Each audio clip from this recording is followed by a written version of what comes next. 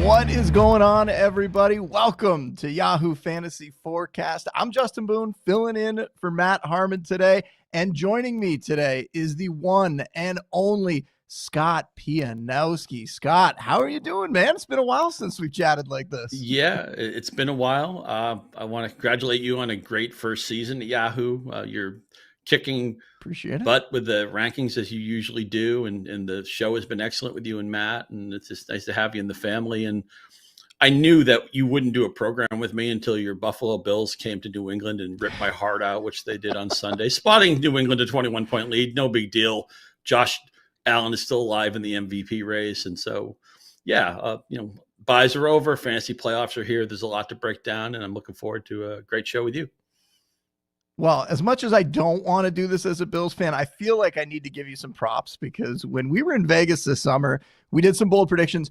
You said the Patriots were going to win 10 games and they were going to be a playoff team. And I think the rest of us, as you should with bold predictions, we all kind of scoffed and went, really? You sure about that? Turns out you were sure about that. That was one of the best bold predictions I heard this summer.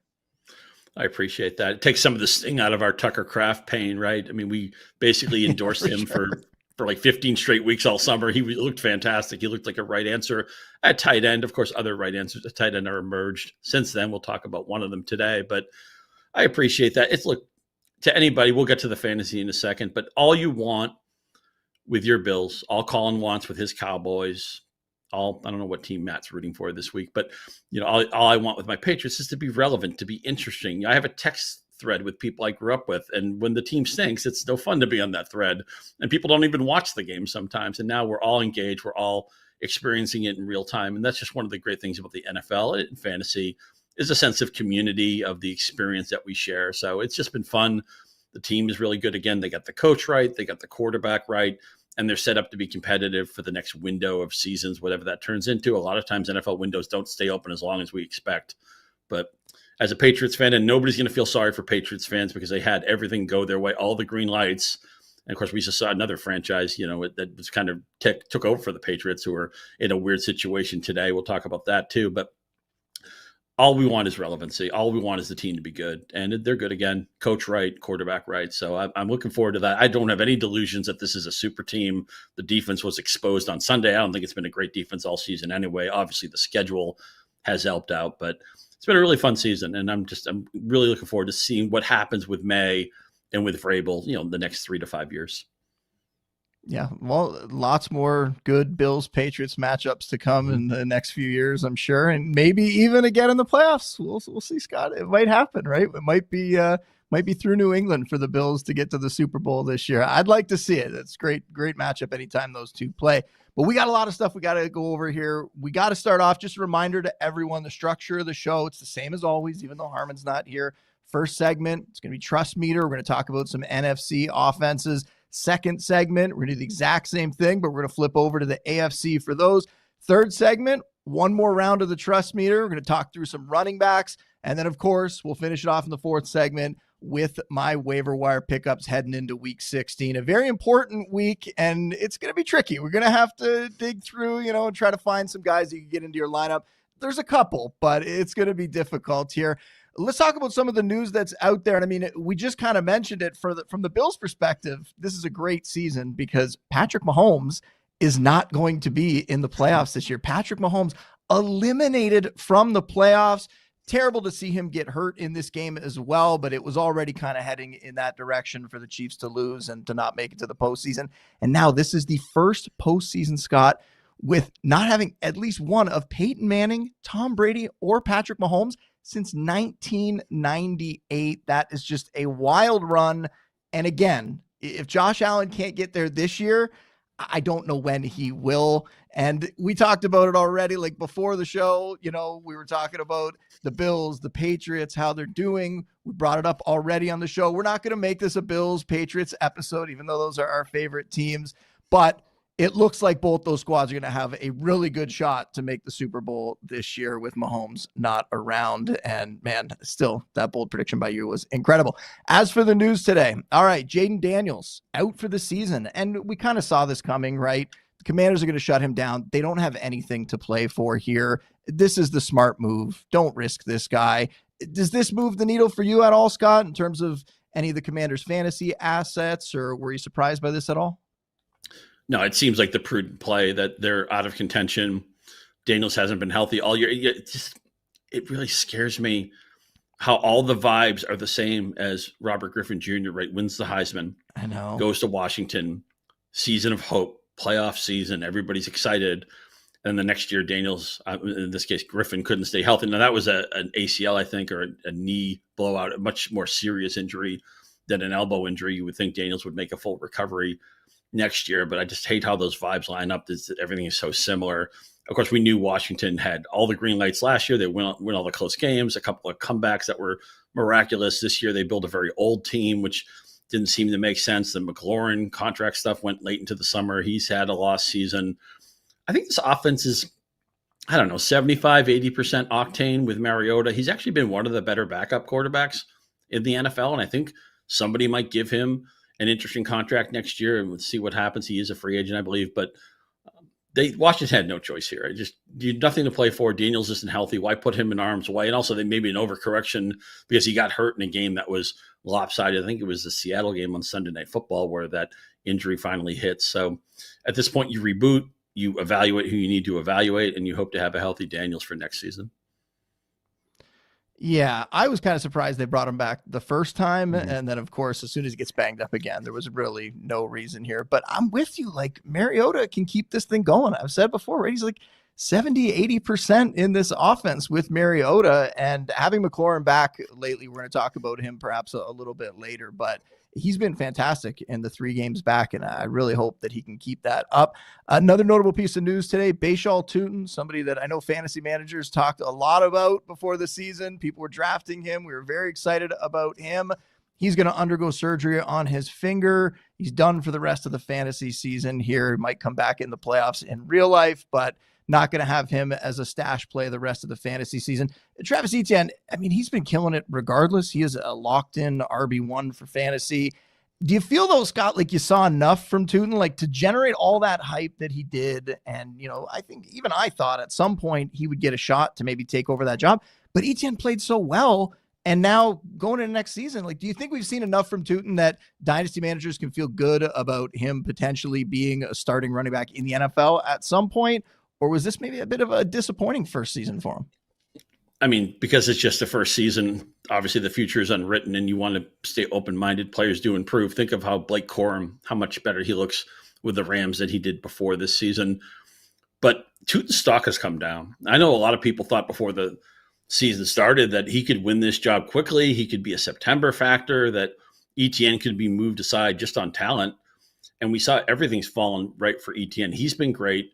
They trade Bigsby. Tutin's been largely a disappointment. The season ends in injury. In the previous game, he had fumbling problems and was benched for that. So it's all coming up for Etienne. You always worry about the players who are left over with the franchise. A new coaching staff comes in. They want their guys. They draft their guys. Etienne was maybe a lame duck running back. People were wondering, would he be cut? Would he be traded? Would he be moved out? And he's just been terrific. He's been a right answer, right? I mean, I think he was a top 5 running back this week.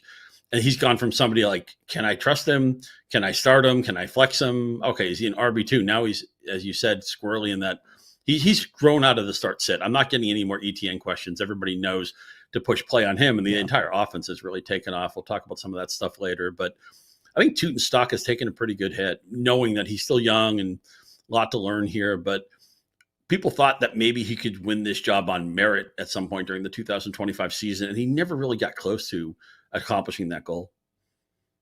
Yeah, and it makes me laugh about how, like, in the summer, we were over analyzing the guys that were playing and the order that they were playing in preseason games. And, oh my God, Tank Bigsby's getting the starting touches. Maybe he's going to be the guy. It just completely changed as the year went along. And the one factor that we didn't account for was that Travis Etienne could just run away with that job, that he's been the lead back there before. And yeah, he's looked fantastic this season. Another guy that's looked incredible this season, this is the last piece of news I want to hit on here, Davante Adams, but it looks like he's probably going to be done for the fantasy playoffs. He suffered a hamstring injury, so I don't think he's going to be a factor in any postseason games fantasy-wise the next couple of weeks here. This is terrible news for my team, so I'm just going to sit over here and be sad for a moment while you talk about this one, Scott, because a lot of Davante Adams, he's having an incredible year. Now it looks like I'm not going to have him. What's your take here? What changes for this offense? Colby Parkinson is somebody that I'll mention during the waiver wire section who's looked great, but do you think this really boosts him up? There's not really another wideout other than Puka that you feel great about, is there? Yeah, we see that a lot where running back gets hurt, immediately somebody has fantasy cred, and you'll talk about some of those guys in the waiver wire segment because there's always going to be running back injuries. But when a receiver injury comes, when the Miami Dolphins lost Tyreek Hill, there's no Tyreek Hill stand-in or anybody like that. So a lot of times these injuries don't necessarily have a big mover or a big, I got to run to the wire and get this guy. Glad you mentioned Parkinson. He's got 6 touchdowns in 6 games. He had 2 in the win over Detroit. Obviously, one of them probably should have been wiped out by replay. I'm still not sure why it wasn't, but I had Matthew Stafford and guillotine, so I'll take the points. He's become a red zone threat. We know a lot of times they take Puka Nacua off the field at the goal line. I don't know if some of that will change with Adams unavailable. Obviously, Nacua, if healthy, he was a little bit dinged up at the end of that Detroit game. 12 targets, 15 targets, 18 targets off the bus. We're going to see an awful lot of Puka as they try to fight for that NFC West crown, that whoever wins that division is going to be the favorite to go to the Super Bowl from the NFC. So a lot of Puka. I fear anybody who's going up against Puka. Parkinson now top 12 tight end sounds reasonable to me. And Devontae Adams, look, we had a great run. He was running really hot with touchdowns. He's an unbelievable boundary player. He's very good with leverage. We saw for years all those back shoulder throws with Aaron Rodgers. He's quickly developed rapport with Matthew Stafford, going on his way to the Hall of Fame. If you drafted Adams, you made a profit on your pick. You just have to do something different. This is why you have a bench. This is why you pound the waiver wire and you make good decisions all season. You're prepared for this. Hopefully what he did Sunday didn't knock you out of the playoffs, and then you have to go to Jacoby Myers on your bench or whoever is the next man up. But I think Parkinson, I don't know if it's the big news, but the one ranking change I'll make is Parkinson has gone from tight end 2/streamer to I think he's actually entirely playable, maybe even flex worthy in a very deep league because he carries so much touchdown equity. Yeah, we know it doesn't take much to get into the low end tight end 1 ranks, and it certainly seems like he's pushing his way in there. All right, that's enough for the news here. It's time to fire up the post week 15 fantasy playoff trust meter. Playoffs? Don't talk about playoffs. I just hope we can win a game. So the fantasy playoff trust meter, we know this. It is all about just determining the guys that we've been relying on all season. How can they do in the fantasy playoffs? Do we feel good about them? Do we trust them? And most importantly, do we trust them this week? Because we know the fantasy playoffs is a week-by-week thing. And if you get the win in week 16, you are in the fantasy championship. It's down to 2 teams at that point. So you should be focusing almost all of your energy on your semifinal matchups if you get there. And Scott, this was all new to me last week. I'd never done the trust meter. I don't know if you've done the playoff trust meter before, but just to remind everybody, we have 4 tiers here. The full trust, which is I know the guy's going to be okay this week. Some trust, I think this will be okay this week. No trust, could go either way this week. And then you're cooked, bro, which is runaway, abort mission. It's over. You do not want to play that player. And like I said, let's start with some NFC offenses here. And the guy who led a lot of people to wins in the first week of the fantasy playoffs, Kyle Pitts, 11 catches, 166 yards, and 3 touchdowns, the game that no one saw coming. I think you and I had him probably ranked higher than most. Harmon mentioned to me, I think we had him ranked 4th, but still nobody saw this kind of game coming from him. What's your trust meter for him moving forward, though, when we have Raheem Morris saying that it looks like Drake London might be back this week? Right. Yeah, certainly nobody saw coming the touchdowns, right? Because you see games where targets are there. He had 10 targets the previous game. We've seen games where he has yardage, gets downfield, but he has not been a touchdown scorer, even in that fabulous rookie season when he went over 1,000 yards. I think he only had 1 touchdown that year.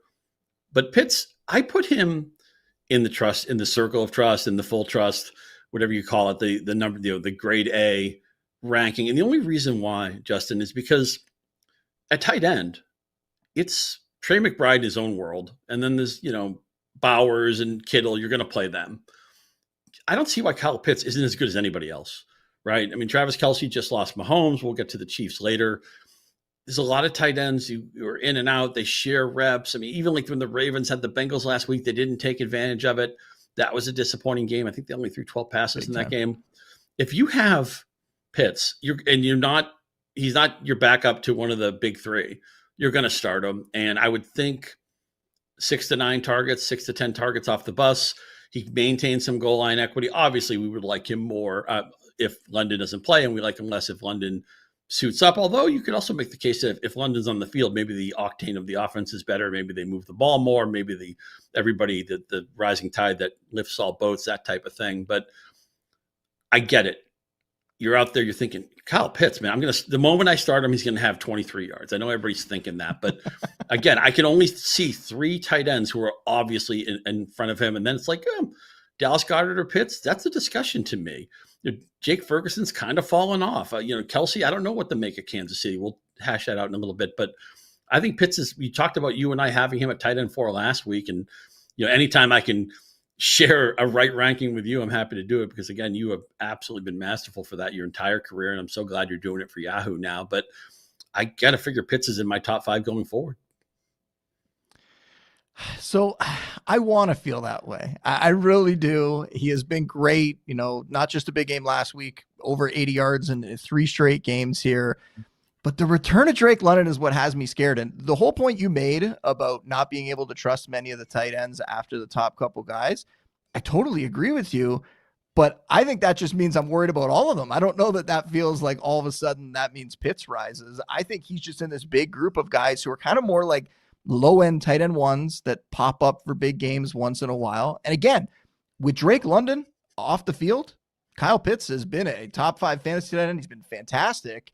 But with Drake London coming back, assuming that he's healthy, if he's not coming back as, a shell of his former self, if he comes back and he's healthy and he's, commanding targets the way he was, and he's as big of a piece of this offense as he was before, that's what really has me worried about Pitts, because Pitts' last 3 games with Drake London, under 40 yards in every single game. He only had 1 touchdown in the first 10 outings, tight end 21 in fantasy points per game from week 1 to week 11 with London out there most of the time. I just think he goes back to being that like mid to low end tight end 1. And yes, that means you're going to put him in your lineup because there's not a ton of great options that you feel super confident in at the position. But I still only have some trust for him. I can't go the full trust route on this one. I know it's been so good recently, and you hope the coaching staff saw that and they use him more than they were using him. They throw to him more than they were throwing to him earlier in the season when London was out there. But I don't have confidence. Maybe it's the Falcons offense as a whole, but Drake London draws so much that if he's healthy, I think it goes back to the way it was before, Scotty. Right. And so I'm looking at industry ranks. We're taping this Monday night, coming to you live, Yahoo. We will do our initial ranks on Tuesday. I know Justin probably feels the same way. Those are initial ranks. We will make them better as the weeks go along. So I never say take any Monday or Tuesday rank with anything past a grain of salt. But right now, Pitts is tight end 3 in the early industry ranks. And he's around guys like Goddard and Bowers and Fannin and Tyler Warren. We mentioned Parkinson. He's right now tight end 8. Kelsey goes down to tight end 9, early ranks in the industry this week. And a lot of these guys, they're like the 3rd or 4th option on their team, or they're tied to, Fannin's tied to an uncertain Shedeur Sanders. Warren is a great player, but he's tied to Phillip Rivers, who's 127 years old. We'll get to the Colts a little bit later. So you're going to have to accept, again, if you have McBride or Kittle, don't rub it in. We don't want to hear it. Even Bowers has slipped down to tight end 5 this week because he's got the Houston defense, is probably the best defense in football. So you're going to have to handle some flaws. I know that there's no floor with almost any of these guys. You just have to accept it. But I'm willing to bet on talent again with Kyle Pitts. I wasn't sure I'd ever say that phrase again and link him with the bet on talent would apply to Kyle Pitts. I'd kind of written him off as a lost cause. I wanted to blame it on Arthur Smith, but then he was such a mid player after the Arthur Smith era. But man, I'm back in. I'm ready to be hurt again, Justin. Well, I'm wondering if you want to bet on talent on this next guy here. And we'll talk about him and his quarterback together. JJ McCarthy, but Justin Jefferson, like the ultimate bet on talent player. And yet that bet's been losing basically every week for the last stretch here. How do you feel about these two in terms of trust in the fantasy playoffs with JJ McCarthy and Justin Jefferson, who has become like a wide receiver 3 for fantasy after being a top 5 guy for so many years? Yeah, it was so weird facing start-sit questions last week, and that's what I do the final hour before kickoff on Sunday when you guys are on Fantasy Football Live, and I know you tackle a lot of them as well.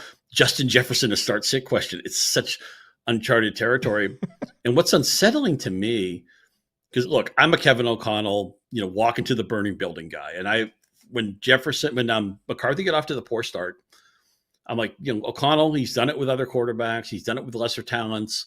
He'll figure it out. He'll coach him up. Maybe the injury was a good thing, if only to take a step back from McCarthy and you kind of reappraise the situation. And then McCarthy comes back. He plays poorly. And now the last 2 games, he's been pretty good. They win a game, 2-game winning streak now, right? And he's throwing touchdowns and he's cleaned up the mistakes. He didn't take a sack, I don't think, against Dallas. Part of that was on Matt Eberflus, who, much to Colin's dismay, is still calling that vanilla defense on the Dallas side. But McCarthy gets going and nothing for Jefferson. It's like Jefferson's not even on the field. They have no rapport, no chemistry. And I get it. I mean, 2 weeks ago, they said that Jefferson, everywhere he went, that he had two Washington defenders following him around. Washington was dead set on not getting beat by Justin Jefferson. They got beat by everybody else. It felt like, including like 17 different tight ends, but it wasn't Jefferson. But maybe this just isn't going to happen this year. You mentioned wide receiver 3 territory. That feels right.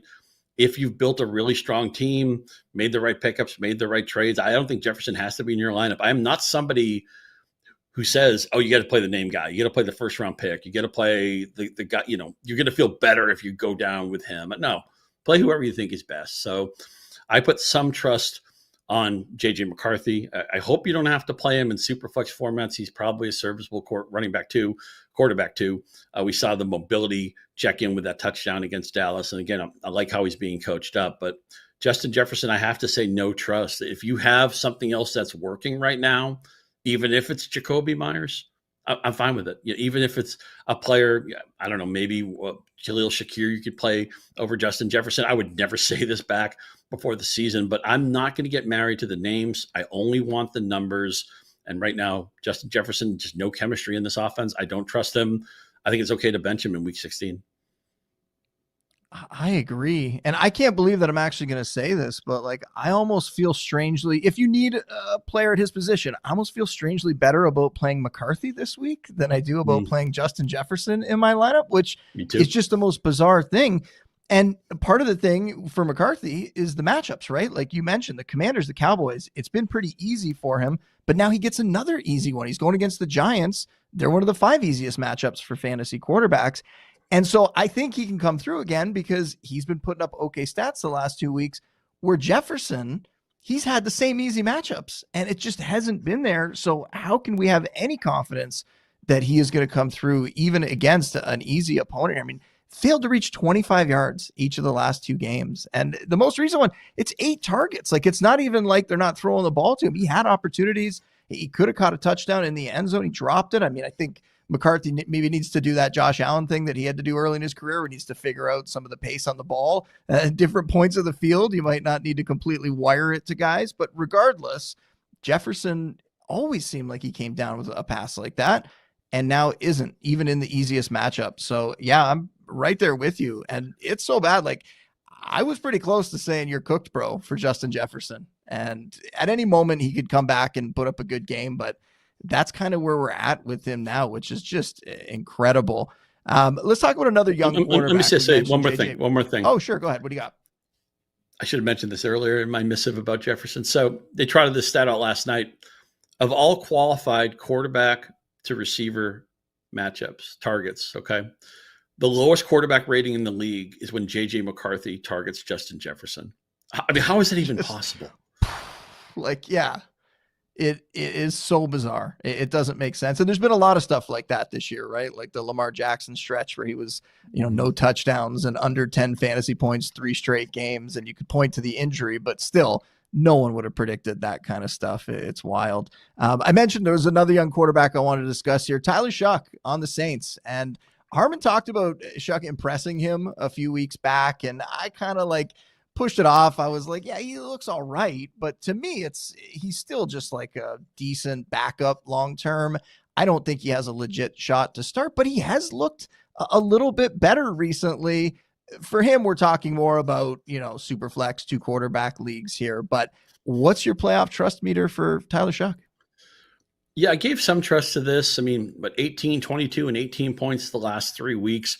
It was interesting when they played Tampa Bay a few weeks ago. So a battle of number 6, Tyler Shuck, number 6, Baker Mayfield, because I think Shuck has a lot of Mayfield in him. And I mean that as a compliment, where he's a good enough athlete to be in the NFL, but he's not an uber athlete. He's competitive. He'll run, even though he's not necessarily that fast. And he gives you a fighting chance. He'll go down with the ship.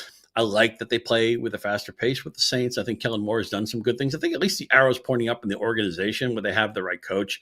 I don't think anybody thinks Shuck is a long-term solution. And obviously he came into the NFL at an advanced age, but can he get you 15 points? Can he get 14 to 16? I think that's in a reasonable range of outcomes. The Jets are a decent matchup. If you're even looking forward, it's Tennessee in week 17.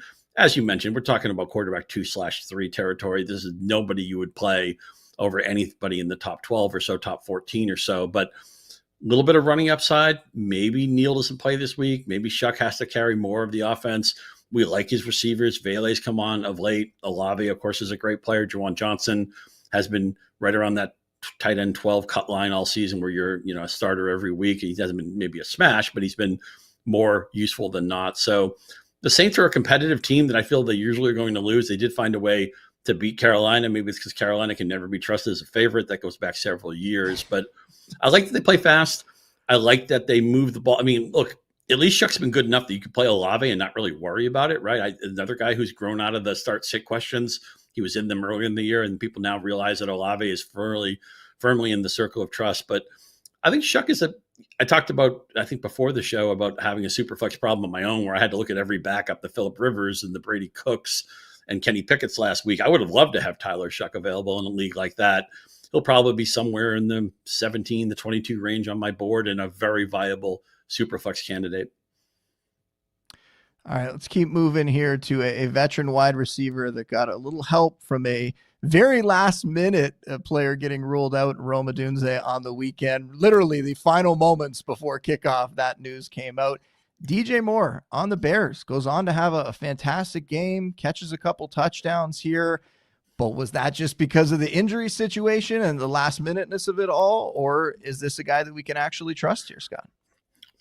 Yeah, I put some trust here, but man, 5 targets, 3 targets, 5 targets. I realized he had the 2 touchdowns. One of them was a throw Caleb Williams never should have made, but they came out smelling like a rose.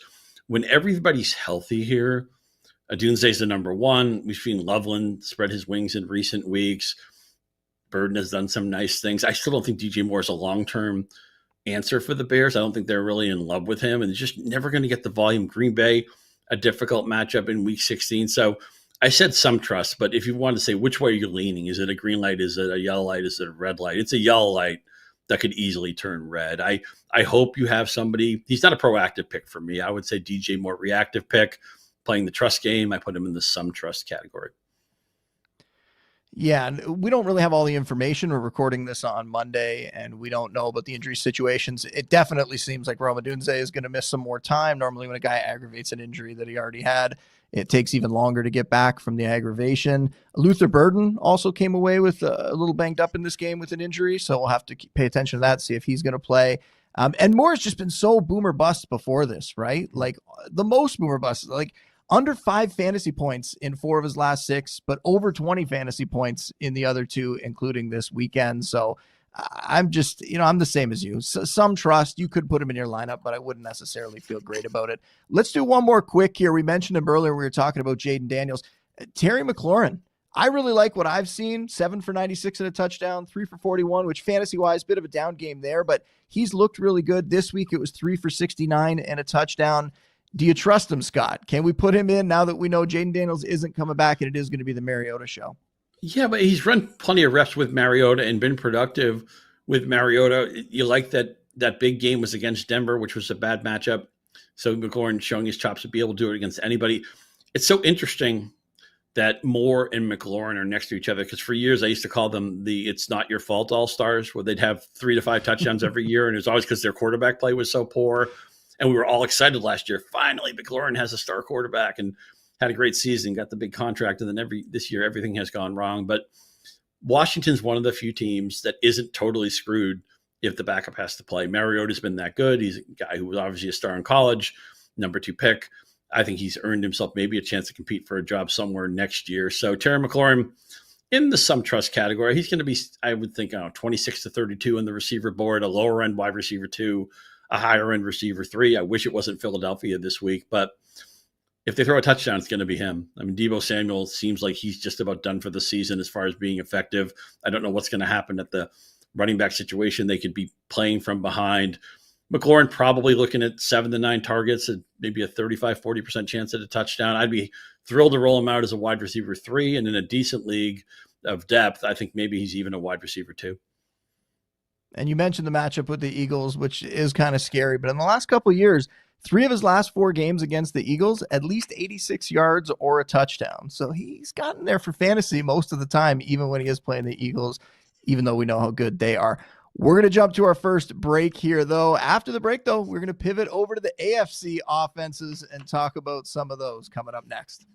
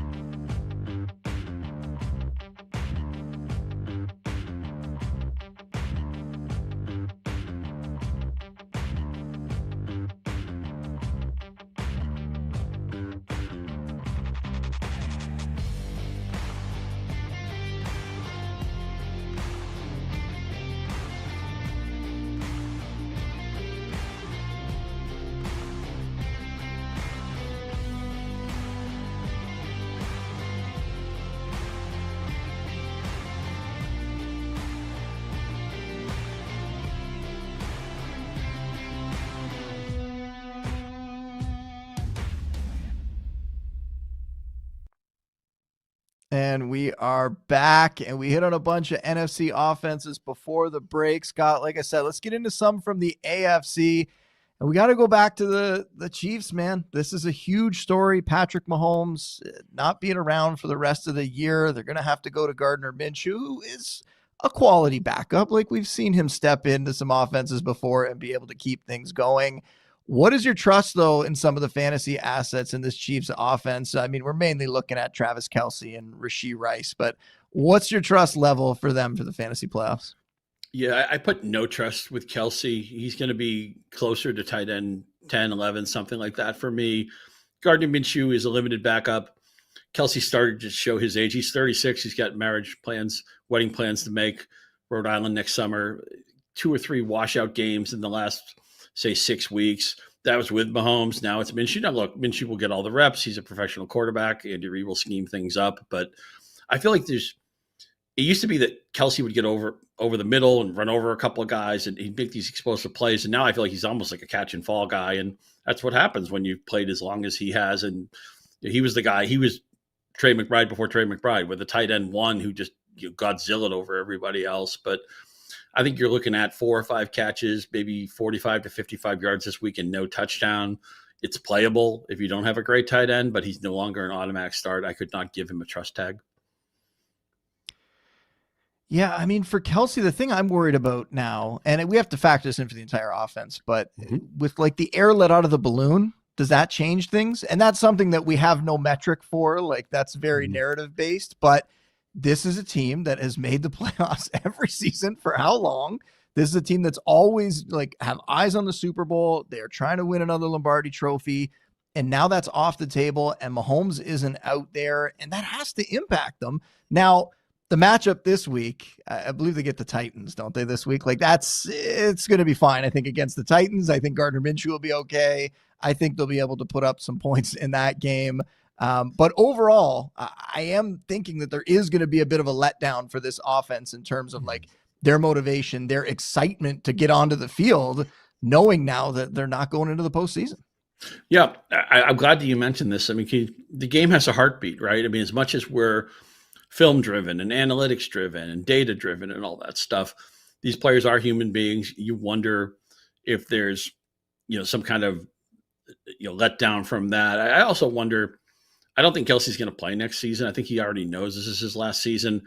I'm curious if there's out the door, maybe in week 18 against Vegas, they just decide to remember Kobe Bryant's final game where he just took every shot and he scored 60 points. I mean, Kelsey's not going to score 4 touchdowns, but maybe they send him out with like a 10 target, 8 for 102 and 2 type of game. And the Raiders don't offer a lot of resistance. That would be easy to do, but they will try against Tennessee. Again, Minshew is not the worst backup in the league. There are times where I've actually been pretty happy to see Minshew play. And then I think he's been exposed when he's been had extended as a starter longer than he probably should be. But let's pivot to Rice, automatic wide receiver 1. I guess I know this isn't a satisfying answer, but I guess he's like a wide receiver 2 for fantasy. I have him in the some trust bucket, but so you lower your expectations. Again, I know that doesn't make people feel good when you say that. I still think he's a starter here. I think Andy Reid schemes up plays that are easy touchdowns for Rice, those layup targets in the red zone, which not every player is privy to get. I can't see why Minshew couldn't execute those plays. So I would think you need an avalanche of roster depth to not be playing Rice in week 15 or week 16, as it were, against Tennessee.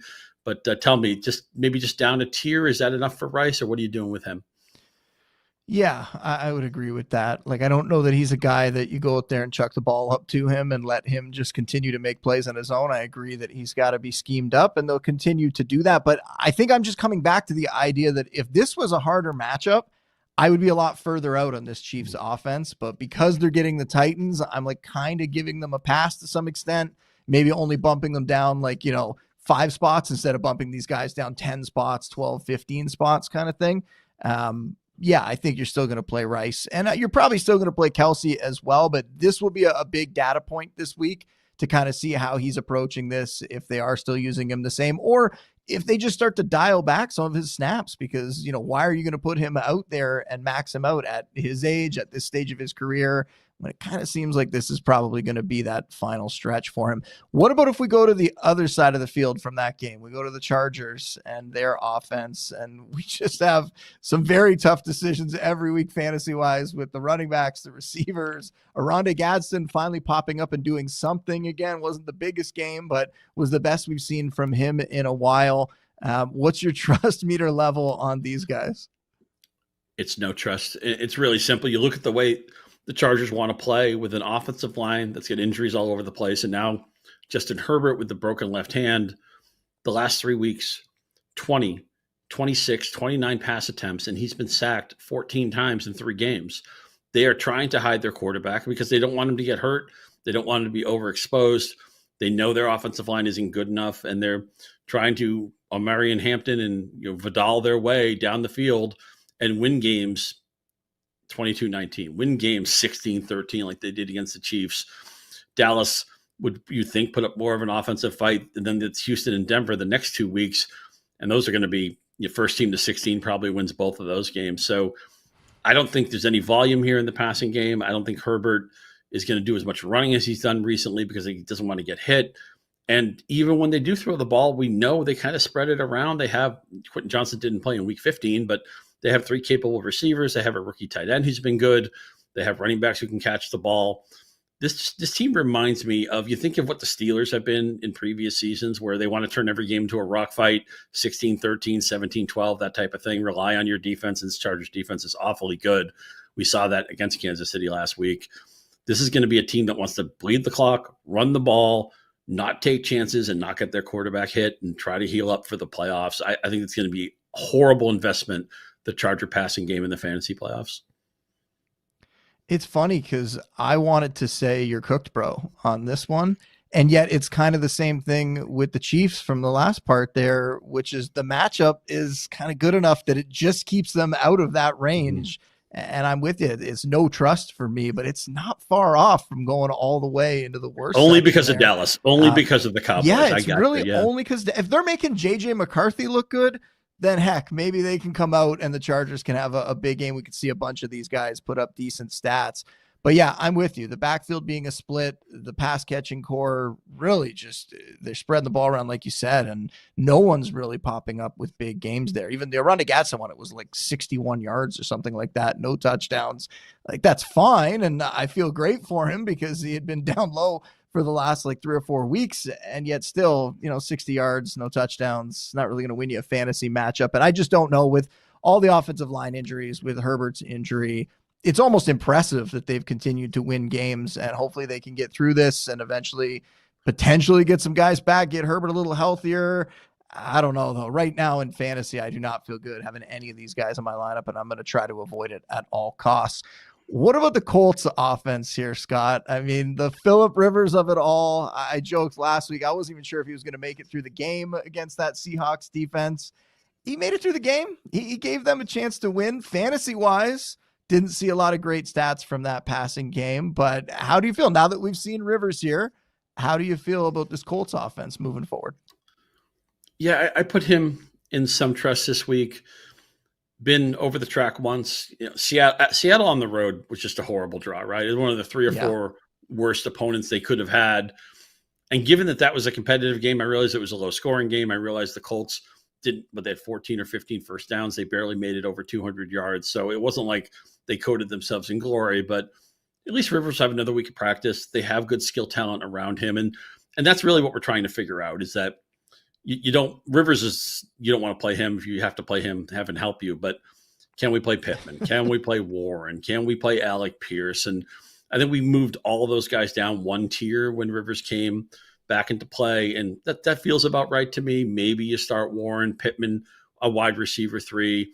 You have to obviously play Jonathan Taylor. Nobody needs help with that. But I think this will be somewhere like the 22nd or 23rd or 24th best offense moving forward. It will be lesser than average, but it won't be a total train wreck. I saw enough from Rivers.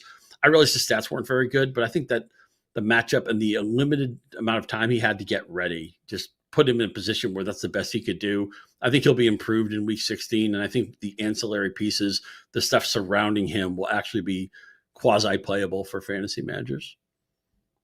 Well, normally it's me and Harmon. Harmon laughs because I constantly bring up schedules and matchups and how much that impacts things. And I think, the next 2 weeks, the 49ers and the Jags are much easier matchups for this passing attack than the Seahawks were. And I don't think we're going to see Phillip Rivers going back to putting up 300-yard games and 3 touchdowns or anything like that. But if we can get 200-something yards out of him, we can see some of these guys like a Pittman or a Tyler Warren. I think those two are probably the most likely guys to actually do something fantasy-wise with Rivers out there. I don't think we're going to be chucking the ball deep to Alec Pierce as much as we were earlier in the season. But the goal is really keep this team competitive and keep this offense moving. And I think Rivers showed enough in a very tough matchup that he can do it. But to me, I mean, Tyler Warren, it's going to be a shame if the start that he had to this year, where he looked like he was going to join that group as a top 5 fantasy tight end, if he now all of a sudden just limps to the finish line, it's going to be really sad fantasy-wise, because it looked like he was going to have an incredible rookie year.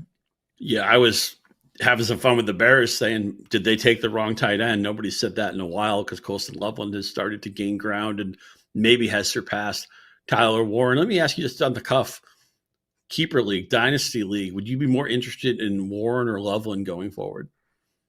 I'm a big Loveland guy. I think Loveland's the one. Yeah, I think for him, it's just been because he's in that offense and there's been so many mouths to feed in that offense that if they do decide to put him in a role where he's going to get more targets, and I think it's only a matter of time until they do that, he is going to be fantastic. And I've been pushing him in the waiver wire column. We'll talk about him again in the waiver wire column, because he's that new guy in the waiver wire column, Scott, where I bring him up every single week, but he stays around like 40% rostered. So he always makes the cut.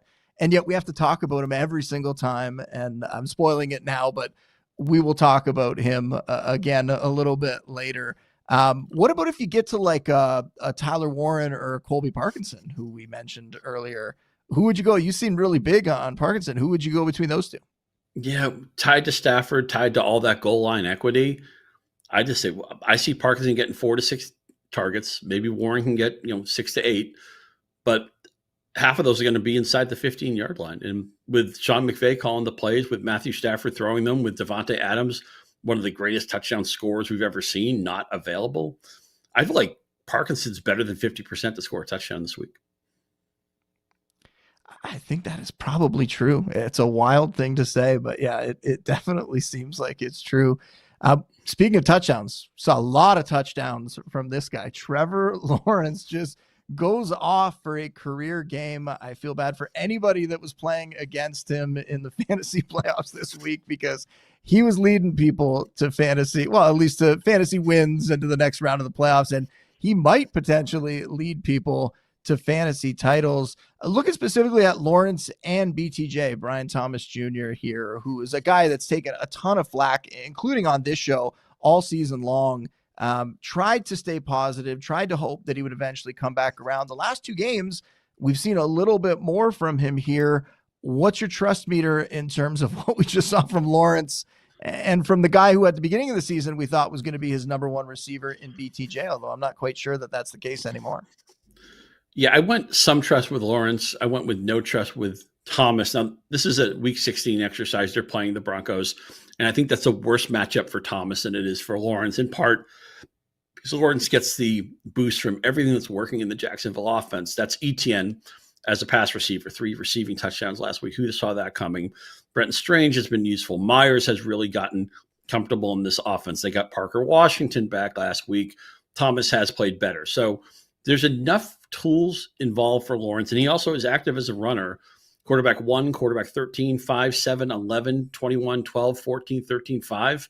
The last 2.5 months, I think he's beaten his projection. I want to say 9 out of the last 10 weeks. So, Trevor Lawrence doing more than expected, maybe finally getting comfortable in this Liam Cohen offense. And I think Denver defense, look, the Packers moved the ball. Their receivers were open plenty in that game. They have some individual pieces I worry about. Maybe the defense was a little bit overrated when we thought it was going to be the number 1 unit in the league. Nobody's saying that right now. I think Lawrence can meet his projection this week. More worried about Thomas because he's not a target hog. You're going to have to get home on 5 to 7 targets, and he's not necessarily a red zone hog either. We're not talking about Devontae Adams type where it's okay, they got in close. Now they're going to scheme something. Rashee Rice gets that treatment with the Chiefs. That's not how they play offense in Jacksonville. So what do you get? You get a couple of downfield targets. You get some cardio stuff. You hope one of those plays hits. I would not feel comfortable playing Thomas in the fantasy play. Now, Lawrence, again, 1 quarterback league. Maybe you have the luxury of benching him. He'd be a very strong quarterback 2 in a lot of leagues. Shout out to my friend Dan Hamilton, who has Trevor Lawrence and got Scrantonicity 2 to the second round of the playoffs. We're excited about that. Plus, we like to talk about the office. Even Harmon's not here. We'll make office references. But some trust for Lawrence. Week 16, I'm going to go no trust for Brian Thomas. You're probably right. I went with some trust for both of them here. And I think we're totally in lockstep when it comes to Lawrence, that this is going to be the ultimate test for him, right? He's been beating up on the Titans and the Colts and the Jets. And yeah, it looks great. And he does look more comfortable in this offense, but you tend to look more comfortable when you're playing those types of defenses. Now let's see what he can do against the Broncos. And of course, it's going to look nothing like it looked last week, but can he come out and actually have even a decent game against the Broncos? That'll tell us a lot about whether this is real or whether this is fake when it comes to Lawrence. So yeah, try not to play him this week. Have some trust in him that he's going to, keep this up and finish the season really strong. And if it happens, if he comes out and has a good game here against the Broncos, all bets are off, and Liam Cohen probably deserves the coach of the year, because this is fantastic what he is doing with this group. And there are some good pieces there. And I think the Jacoby Myers pickup was huge. And Jacoby Myers, to me, seems like he's the number 1 guy in this offense now. And this seems a lot more like a Jacoby Myers game than a BTJ game for a lot of the reasons that you were saying there, that I think BTJ is going to have a hard time on the outside in this one. But just the fact that he's put together a couple good games here, I don't know why I've become like a BTJ truther, but I think this guy's really talented. And I think what we saw early in the season, he was still producing. He wasn't having big games, but I think the problem everyone had was just based on the draft capital that they spent to get him. And I think now everyone's over that. So the reason I went some trust is because I think people understand what he is now, which is like a boomer bust wide receiver 3. And that's a guy that, yeah, you could actually put in your lineup this week in a tough matchup, but you could play him in this one and hope that you get a big game out of him. Probably not going to happen. That's why I said you're probably right on that one, Scotty. You probably hit the nail on the head. One more guy that I want to ask you about here, Dalton Kincaid on the Bills. Came back from the injury. It's nice that he did. The numbers haven't been great. The playing time hasn't been great. I mean, that's always been a problem with him. But right now, he's only playing about a third of the snaps. What's your trust level in him? Is he still that tight end one that you feel good in your lineup or no? Yeah, I went the no trust tag on Kincaid, and it's just a matter of opportunity. I mean, even when he was popping earlier this year, doesn't have a single game with more than 6 targets. What does Buffalo do? And you can speak to this better than anybody. Dawson Knox is in the offense. Shakir's in the offense. Coleman is playing again. Oh, look, Josh Palmer's here. Oh, look, Brandon Cooks is here. Cook can get involved in the passing game. And, of course, Josh Allen knows when in doubt, it's never a bad idea to run. So we're spreading this offense awfully wide. 2 tight ends. I wouldn't mind the snap percentage so much if they were just targeting the heck out of Kincaid when he's on the field. Sometimes that can be the case with guys. Or if he dominated in the red zone, he had the 3 touchdowns in the first 4 games. You were hoping maybe that was going to be the story this year. But it's just going back to a player who looks really good from time to time, but hasn't turned into a dominant every snap player. Obviously, he's more of a pass catcher than he is a blocker for Buffalo. They do like to shuttle guys in and out. So Cleveland, I know their defense has maybe been a little bit exposed the last couple of weeks. I mean, Cam Ward lit it up 2 weeks ago. The Bears did a lot of good things last week, but I still don't like that matchup. It's a plus defense as far as I'm concerned. Myles Garrett will be bearing down in the pocket. Could be weather involved in Cleveland in week 16. So I would prefer to find, and I realize the tight end, it's not that easy. Kincaid might just be your best guy if that's the way it's run this year for you on waivers, but is another guy where I think Parkinson might be the right play in week 16. I can't give you trust on Kincaid for this round of the playoffs. Yeah, I'm with you. I'm no trust, even though we're talking about a Bills player here, but I'm not the homer type. Normally I'm, keep a pretty level head when it comes to my fantasy takes. And I just wonder how healthy he is, because we've kind of seen this happen before with him, where he's been good early in seasons, fantasy wise anyway, and then gets an injury, derails his year. And when he comes back from the injury, he's not the same player. And I think that's what we're seeing now. That's why we're not seeing the same kind of efficiency that we were seeing earlier in the season, where he'd have a game, he had a couple 100-yard games, or, games where he's finding the end zone and getting through for fantasy that way. It's just not happening. And I also agree with you, like coming off, not to bring it up again, Scotty, but coming off an emotional win over the Patriots. Now I think they're going to go to Cleveland. I could see it. Like they're just going to barely eke out a win against the Browns. It's going to be like one of those shocking Bills games where what is going on? How is this team that pulled off a win over the Patriots last week coming up like this against the Browns? But they've done this many, many times when they've played the Browns in the past. So count me as someone that's worried that this Bills offense is going to underperform in week 16, in part because the Browns defense is still good, but also just because they got that big win over the Patriots. And it's tough to follow that up. It's tough to get ramped up after that and come out and put a beating down on the Browns. I don't think it's going to happen, but we got to take another break here. When we get back, we're going to be putting some running backs through the trust meter. That'll be coming up next.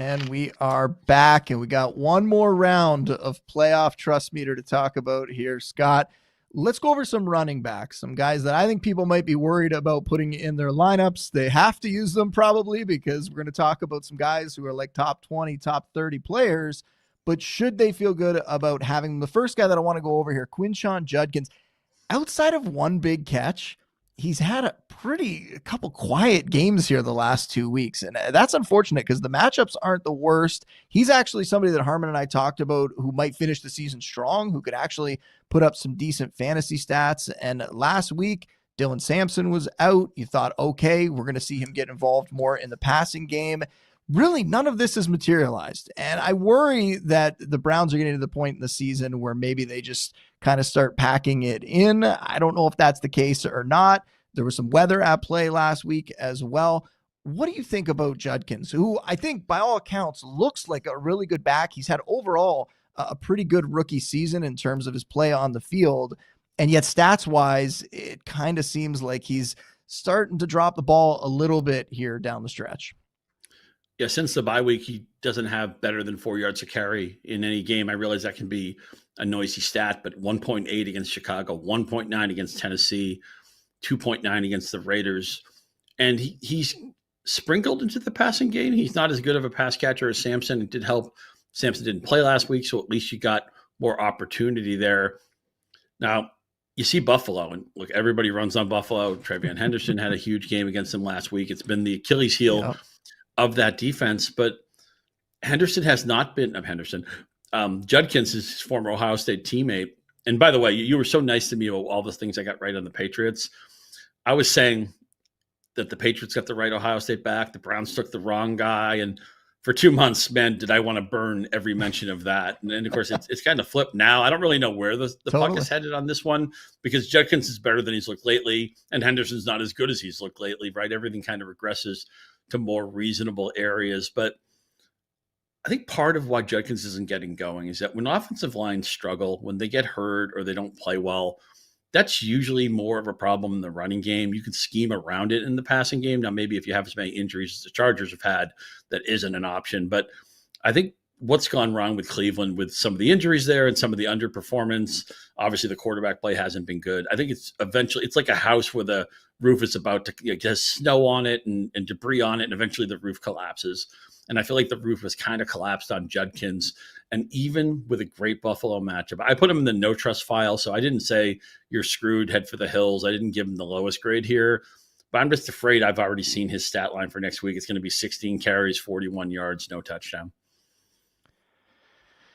It's possible. I mean, I think they see what we all see is that you can run on the Bills, and I'm sure they're watching a rookie back last week break some big runs, and their game plan is going to heavily involve trying to make that happen for Judkins this week. So, I mean, it's also no trust for me, even with the matchup. I think it's just so hard to put him in your lineup and feel good about it. And rankings wise, I'll probably have him around the top 20, like maybe at worst top 24 because of this matchup and because of the kind of volume he gets. But we've seen with the Browns that things can kind of go off the rails pretty quickly here. And when they do, nobody in this offense really comes through with big days. So, yeah, very worried about Judkins. But career-wise, dynasty-wise, it might be an opportunity to buy low with him having some down weeks because I think he is still going to have a great career as the starter in this offense and as the centerpiece there. What about the Bucs running backs, Scott? And we got three guys. I mean, I don't know that Rachaad White is really even a part of this conversation. I don't think anyone's starting him for fantasy. I feel like everyone kind of understands the setup now that if Irving's not out there, White kind of profiles better as more the pass catching type, more the complimentary guy. And we see Sean Tucker step into that lead back role in a perfect scenario. It took a few weeks to get there when Irving was out, but eventually they got there. Now what we're seeing is Irving's back. He's getting a lot of work. He's putting up okay stats. Tucker's become like this goal line vulture though, Scott. So what's your trust level on these guys? Are you worried at all because of how they're being used? Yeah, not a lot of disagreement with us on the trust script, but we have a little bit of disagreement here. I want some trust on Irving only because he's never going to have that much passing upside if White's around, because that's what they like to use White for. And you mentioned Tucker getting involved in the red area around the goal line. So you're asking Irving to win for you on volume, 15 to 20 touches, maybe runs between the 20s, maybe he breaks a long run and it turns into a touchdown. But you can't tell yourself a story where he's heavy volume receiver. You can't tell yourself a story where he's the automatic goal line guy. And then you have Baker Mayfield playing poorly. So the octane of the offense, the viability of that offense, the buoyancy of that offense, if you will, goes down. Realize Carolina is a gettable defense in week 16. But so I wanted to see Bucky Irving come back and say, here we go. Lead back, bell cow, let's go. Let's go win some leagues. We survived it while he wasn't playing. I think he's perfectly playable, but I'm a little bit nervous that you're going to be frustrated when Sean Tucker gets the 1-yard touchdown. You're going to be frustrated when 5 catches go to Rachaad White, even though Bucky Irving is the more explosive player. And you're going to be frustrated when Baker Mayfield turns the ball over a couple of times on Sunday. Well, I'm not saying that it's not going to be without frustration here, but I do feel like it comes down to expectations. For me, it's full trust, and it's just on how I view these guys. I don't think I'm viewing them as, Bucky Irving being this league winner top 5 back, but since he's come back here, over 70 yards in 3 straight games, touchdowns in 2 of the last 3, like he's still found ways to produce. He is still that lead back. He is still a very talented back. So yeah, the fact that Tucker is vulturing some of this goal line work, it's not ideal, and it takes away from Irving's ceiling in fantasy for sure. But aren't you still putting him in your lineup? Like, I'm not worried about putting him in my lineup. We haven't really seen like a huge down game from him where all of a sudden he gets game scripted out of it and he doesn't have, doesn't even crack 50 yards or something like that. So I think he's somebody that I feel good about putting in my lineup who, like I said, 2 of the last 3 games has come through for you. Just because he didn't find the end zone last week, just because he didn't have a huge performance in that one, it doesn't make me shy away from him at all. On top of that, now Tucker's kind of moved into this, like, it's a bit desperation, but into this like RB3 flex play where he could be that touchdown or bust guy. And there's a bunch of guys like that. Like, that's essentially what like David Montgomery is now, right? Like he's a guy who gives you 30 to 60 yards and you hope that you get a touchdown. Tucker's kind of become this guy where it's maybe not that high, maybe it's 20 to 50, and you hope that he comes away with a touchdown. So it's not that I feel great about playing Tucker, but he's giving you value where I don't really think you were getting value before unless Irving was out of the lineup. And Irving continues to be, in my mind, like a fringe low-end RB1, high-end RB2, and especially in this matchup, like you mentioned, against the Panthers, I think we're going to see them lean on this rushing attack, and I think we're going to see these guys potentially both come through exactly how I described there, with Tucker finding the end zone and with Irving having an okay day and maybe finding the end zone as well. But I have a lot of faith in this backfield. Even though the offense has struggled, they've continued to produce. It's funny, you mentioned Tucker, being flex playable, and how many running backs are like that? Like Algier is like that. Montgomery, you mentioned like that. Maybe Stevenson is like that. Maybe even a quote unquote lead back like Tony Pollard is like that, where if he doesn't get the touchdown, you don't make your money back. The Washington backs might be like that. We'll see who's healthy this week and who isn't. So as more teams go to some kind of a platoon or some time of rotation in their backfields, I realize there are fewer options that we can just roll them out. They're superstars, 20 plus touches, all the touchdown equity. But what happens is we have more flex worthy guys. We have more players you won't hate as the last piece of your roster for a given week. And I hope fantasy managers take some comfort in that. Well, I mean, fantasy analysts, I don't think we do, because it makes our job a lot tougher trying to piece through which one of those guys you can actually play and who's going to have the better stats week in and week out. But no one's worried about that problem, and neither are we. It makes it a little tougher, but it's certainly still fun. This next one, I don't even want to really talk about the Seahawks backfield, but I will say you tried to warn me, Scott. When we were in Vegas in the summer, we recorded some shows, and I felt good about this backfield. We had seen them really produce well in the preseason. It was preseason, but Clint Kubiak's offense, it looked like they were going to have a great rushing attack.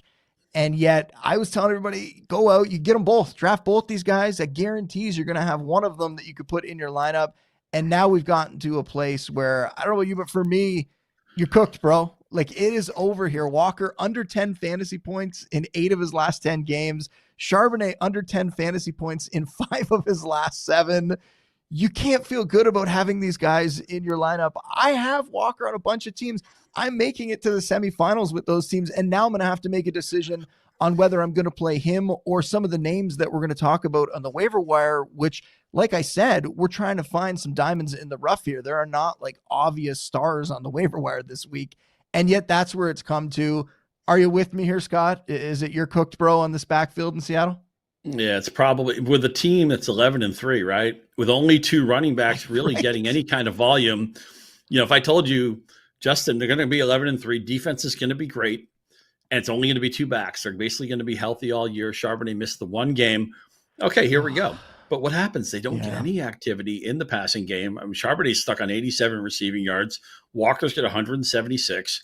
Walker's only got the 4 touchdowns. Charbot has 8, but you never feel confident that either guy is set into a role. It just feels like hot hand, week to week, drive to drive, quarter to quarter.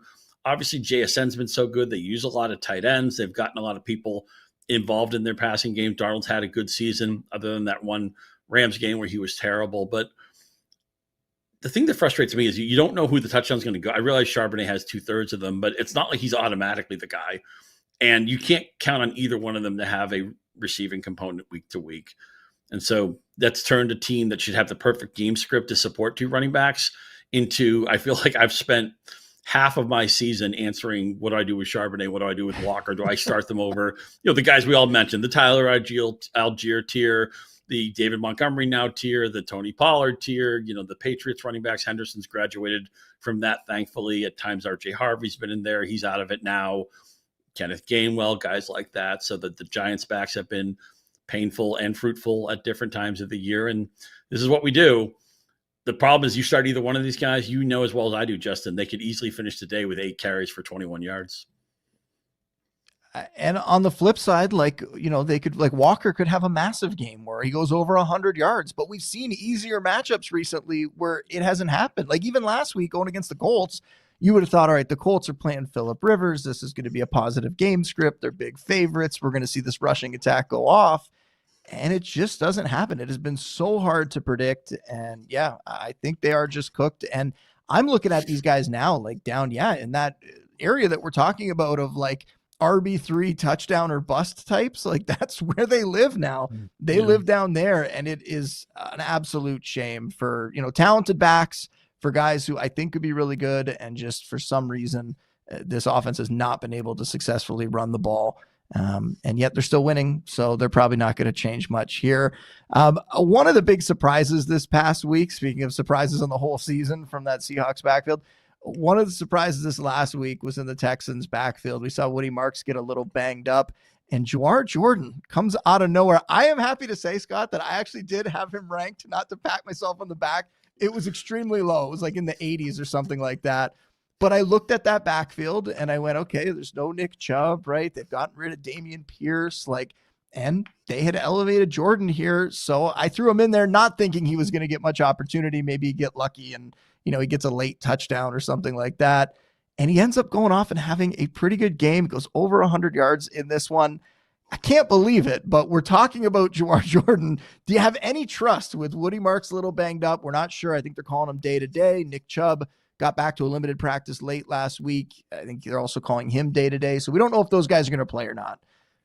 In theory, if we want to factor in if those guys don't play, you have any trust in Jawar Jordan? Yeah, I went with no trust. It's a great story. We can root for the story.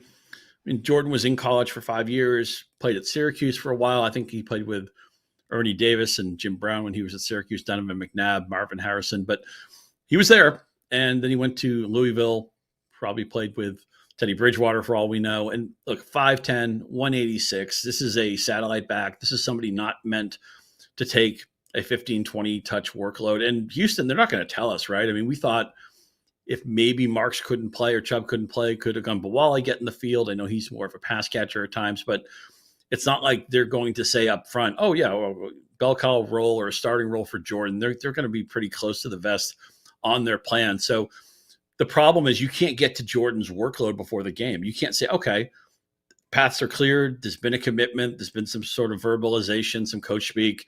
I can give him 10 to 13 touches. I'll give you credit for ranking him last week. You're a better man than I, because I did not have Jordan on my ranking sheet, 26-year-old rookie. But I'm just afraid that there's nothing projectable. He's no floor, I guess is the simple way to say it. And that's going to be somebody I got to believe. I know running back can get really messy if the wrong players get hurt, but I need to have somebody who has a little bit of a foundation. I just don't see one here. Yeah, I agree. And there's just so much to be sorted out that I think he's a player that people should go out and pick up and just see where the chips fall kind of as the week goes along with some of the injuries in that backfield, just in case you could luck into them saying, yeah, absolutely, he's the lead back and he's going to get all the work and some strange scenario like that. But overall, I'm with you. You can't really have a lot of trust in this one. We're talking about more desperation plays. And we'll talk about him again. We'll go over him when we get to the waiver wire section in a minute here. Last player that I want to mention, someone else that we'll talk about in the waiver wire section, Michael Carter. And this is Bam Knight leaving. This is a backfield where we've seen James Conner get hurt with a season-ending injury. Trey Benson get hurt. He's not coming back. Now Bam Knight gets carted off. And we've made it to Michael Carter as the player who had 80% of the snaps this week, had 94 yards, 4 receptions, like a pretty good day. Do you have any trust in Michael Carter going into the semifinals?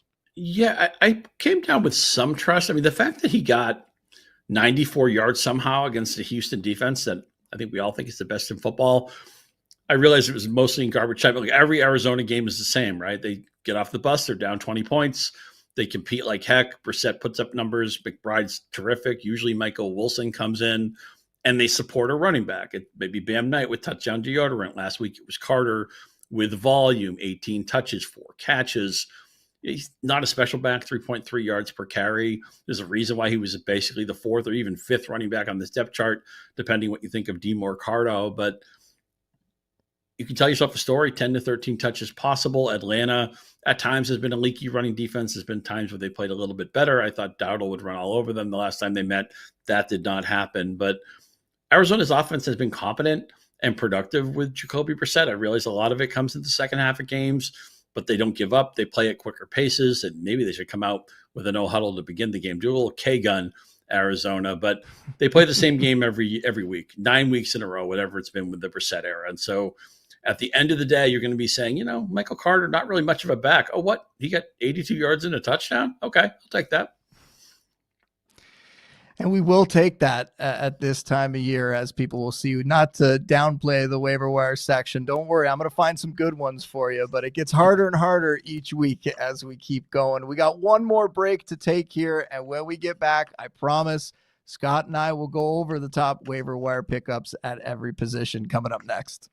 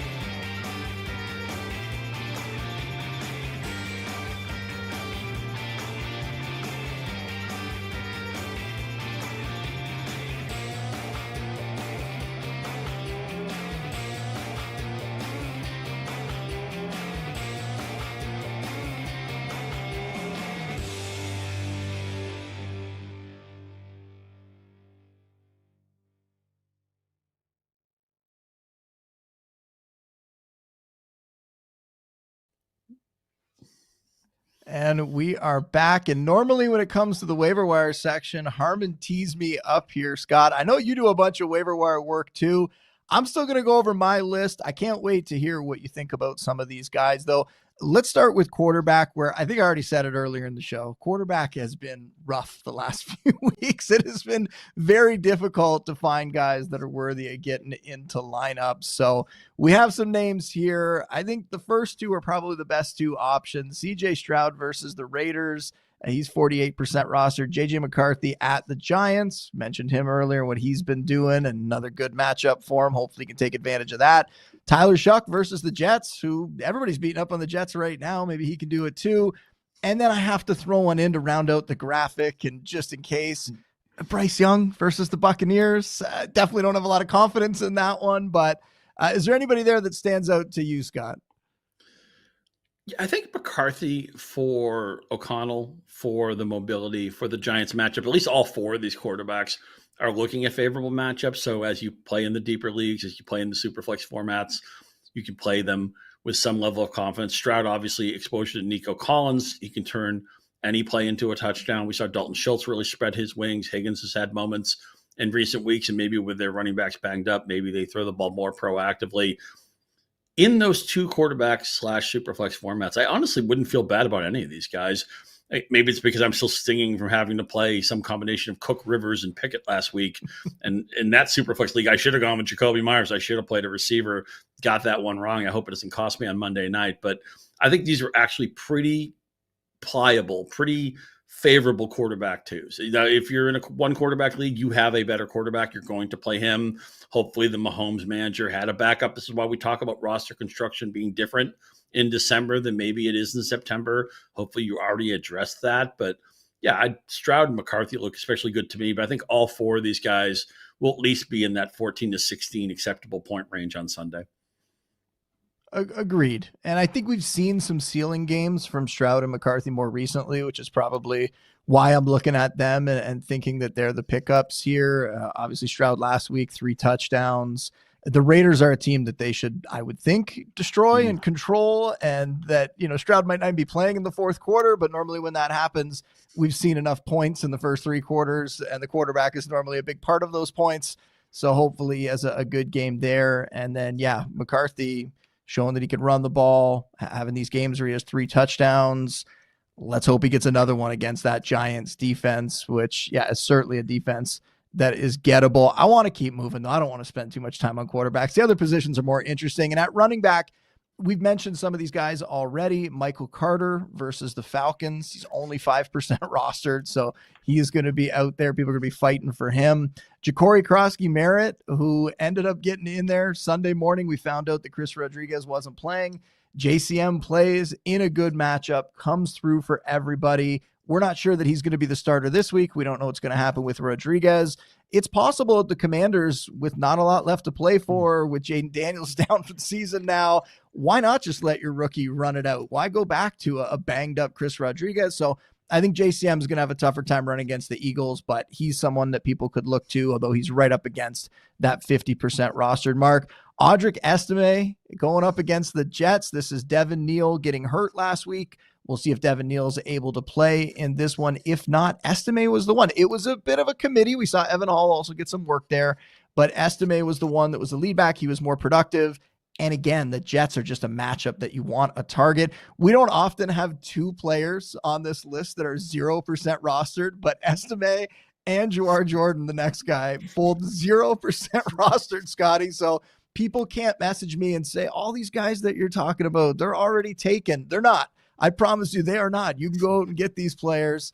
Whether you want to is another story, though, Scott. Whether you want to have to play guys like Estime and Jawar Jordan, you might not want to, let's face it. But some managers are desperate, and at this point in the season with injuries, you might need a running back that you could throw into an RB3 flex type spot.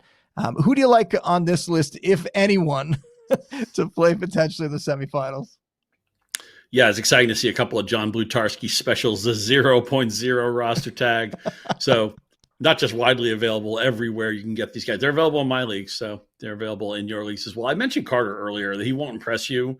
You may not want to live with him snap to snap, but he's got 80 yards and a touchdown written all over him. I think you have them in the right order.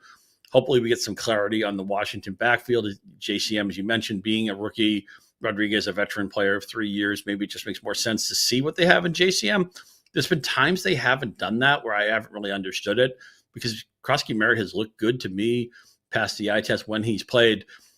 Estime, I was impressed. I was surprised when he had a couple of catches on that final drive before the Saints kicked the game-winning field goal, and he looked quicker than I ever can remember. I don't know if he's lost weight, or I don't know if just I have different television now, different definition, something, my eyes playing tricks on me, but I'm like, that isn't the slow, sluggish Audric Estime I got used to in Denver, is it? I don't know, but they used him in that pass-catching role. I would think he's got a reasonable 4 here. So in the order you mentioned them is the way I would rank them too, where what I want you to do, dear listener, is pay attention to the Washington tea leaves, because JCM by game day could be a plug and play, could be a green light like he was in week 15, or if the wrong run out happens with their injury report, he could be somebody that's actually a red light. So you'll have a lot more intel on all these guys by the end of the week, but pay keen attention in Washington. I do think Carter is legitimately the first target. I will say too, I mentioned in the waiver wire column that Blake Corum is rostered in 40% of leagues. So he's still out there in more than half of leagues, but we've talked about him like every week. Yep. And I don't think people need to know again to go out and pick up Blake Corum, but if he's available, I would pick him up over anyone on this list. You can know that. The other thing I'll say that makes Carter even more enticing, I don't think we've mentioned it yet, that they get the Falcons and the Bengals the next 2 weeks, right? So that game, the last game was against a tough defense. Now we're seeing the Falcons and the Bengals on the schedule. If you know that he's the starter, those are games that he can absolutely come through. And the Cardinals are going to win fantasy championships. The Cardinals are going to win fantasy championships. They're not going to win anything in the NFL, but they're going to win. Jacoby Brissett has saved our seasons. Hallelujah. I have one team that's in the semifinals in a league that is very important to me with friends from high school. And I'm already starting Trey McBride. I'm already starting Michael Wilson. Is it possible that Michael Carter will also get into that lineup? We're going to find out later this week. Fortunately, in that one, I can talk about it, though, because I have the most fab left. So I get to just dictate whoever I want to pick up. I don't have to worry about them sneaking in there over me.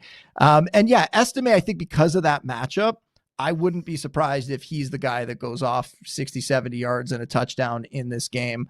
And I've been fairly surprised at times at the Saints offense this year. And Devin Neal was starting to put up some okay stats as well. So maybe Estime is somebody that you could look at on that one.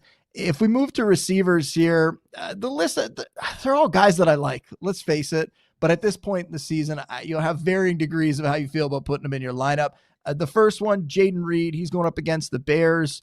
We saw Christian Watson get hurt. It sounds like it's not going to be really serious, but I'd be surprised if he gets out there and plays this week. And Jaden Reed, back-to-back games now with over 50 scrimmage yards. We've seen him have these stretches before where he gets really hot and turns into like a wide receiver 2 or better for fantasy. I wonder if we could see something like that from him if Watson's out, even though the Packers will probably continue to spread the ball around, let's face it. But Reed is a guy that gets a lot of touches. They like to kind of scheme him different things. And with Watson out, all of a sudden, maybe we could see him get even more. Luther Burden, I mentioned earlier, the injury, that's one we're going to have to watch with him. But Rome Odunze, I don't think is going to be back anytime soon after aggravating that foot, that stress fracture. So Luther Burden has really emerged as that top guy. He'll battle with DJ Moore if he's healthy. If he's not healthy, then we could look at some other guys, and I will update the article if we get any sort of updates between now and the end of Tuesday when everyone's setting their waiver claims. And then Adonai Mitchell against the Saints. This has been a real roller coaster, Scott. I mean, he had a big game a few weeks ago, then he has a down week, and then this week comes back and finds the end zone. He's a personal favorite of mine. And the Saints aren't the worst matchup for him, but I think he's just going to be that boomer bust play for you. And then Jalen Coker really started to come on now, over 50 yards in 3 of his last 4 games. The Buccaneers are banged up in their secondary. Not exactly a scary matchup here, and he's finally emerging as that number 2 option for the Panthers. So how do you feel about those 4 there in terms of potentially playing them in the fantasy semifinals? Yeah, I'd prefer not to. Again, I think you have them in the order I'm going to have them in, but they're all wide receiver 4 or 5s to me. Green Bay just loves its rotation at receiver. We always were screaming for more targets for Watson, more targets for Tucker Kraft when he was healthy. They've never had a player on their roster since Devontae Adams left to get past 100 targets. Allen Lazard's 100 targets is the gold standard since Adams moved on. And that's how they play offense. So if you get Reed and you're grinding him, you're watching him and sweating it out, you're going to be like, is he even on the field? You know, wait a minute. He just had a nice play. Why is he running the sidelines? Why are they throwing passes to their third tight end or their fifth receiver? That's what the Green Bay Packers do. But he's the best talent here. With Burden, obviously, it would come down to the health of other pieces here. And Green Bay is a less than ideal matchup, although Denver did throw the ball pretty well on that defense last week. Mitchell liked the player. I think the Jets did really well to get him as a throw-in in the trade that they made with the Colts. Maybe they can get something here. He's gotten downfield. I don't think Cook looked overmatched in his first game. It looked like he at least belonged in the NFL, which is all you can really ask. I wish I could say that about Kenny Pickett right now. But I would play any of these guys if I had, maybe you had lost Watson and Adams, right? Maybe you lost a couple of guys and you have to dip down to this tier. They're all wide receiver 4 or 5s to me. I might move Coker up as high as 2, maybe wide receiver 3. That's maybe the one thing I feel a little bit differently about. It's a good matchup for Carolina. I realize it's hard for Bryce Young to be trusted, but you would think they would throw the ball on Tampa Bay, generally a funnel defense. So maybe I like Coker just a skosh more than you do, but mostly these are depth plays. These are not players you're going to start proactively in week 16. All right, moving over to tight ends here. I already mentioned Colston Loveland going against the Packers. He's kind of been a name that's been brought up week after week on this show. Dalton Schultz versus the Raiders. He's right up against that 50% rostered mark at 49% rostered. Colby Parkinson, the guy that I think we really should focus on here. He's the one that I wrote up in the article, even though I mentioned all these guys. I think we both feel really strong about him as a potential tight end 1 this week. And then Theo Johnson versus the Vikings. Theo Johnson with a bunch of 70-plus yard games. He's coming on a little bit in an offense that needs him to, because they don't really have a ton in the receiving core, but he's also somebody you could look at as a streamer. Yeah, I'll just say really quick, I think Loveland and Schultz are probably gone in a lot of competitive leagues. I want you to try to pick up Parkinson even if you don't need him, so he's not used against you. But again, I think you have the ordering right. I think Parkinson's a proactive pickup and probably the most widely available here. One deep stash I do want to mention, I could have brought him up during the running back section. We were talking about all those injuries. Jaleel McLaughlin on the Broncos. RJ Harvey banged up his ribs. Often you can play through that. They'll pad you up. Maybe you take a shot and you get out there and play through the pain. We don't know the severity of the injury yet, though. I haven't seen an update on it. So he's sort of a preemptive pickup. Maybe we'll get an update on Tuesday about that one. But Jaleel McLaughlin's certainly somebody that could end up being a starter for the Broncos this week. And if he is, he's just going to crowd that, RB3 type range. He'll have a little bit of upside if he can find the end zone. But another guy that I think should be picked up just in case he ends up in the starting lineup this week. Right. Yeah, you do such a great job with that deep stash piece. And it's all about being a week early, right? Getting these players for free or getting them on your terms as opposed to having to elbow the rest of your room out of the way when it's obvious to everybody a week ahead of time. So I hope you've been taking advantage of the deep stash pieces because there's been so many hits there. Well, I appreciate that, man. And you have been killing it all season long. What are you working on? Tell everybody what you got coming in the next week or so here. Yeah, if you don't already subscribe to the Yahoo Get to the Points fantasy newsletter, we come out 3 days a week, Tuesday, Thursday, Friday, a lot of the same stuff. We'll be doing waiver wire pickups. We'll be giving you start sit advice and all sorts of data and articles and just basically save you as much time as we can, get you ready for the next 2 rounds of the fantasy playoffs. So that's free to subscribe. Appreciate that. I'm also going to be doing a retrospective about Patrick Mahomes and some of his best December games. We won't have him in December the rest of the year, but we'll be looking a little bit at the Chiefs and trying to get people up to speed for week 16. Let's win some championships. Well, I'm glad we got to do this, man. Good luck in the semifinals and in the finals that I'm sure you will make as well. A little reminder for the listeners before we get out of here on Tuesday, Ray Garvin is going to join our boy Matt Harmon for another edition of the Data Dump as we get you ready for week 16. That's going to be live at 5 p.m. Eastern on YouTube. So be sure to like and subscribe. Till then, we are out.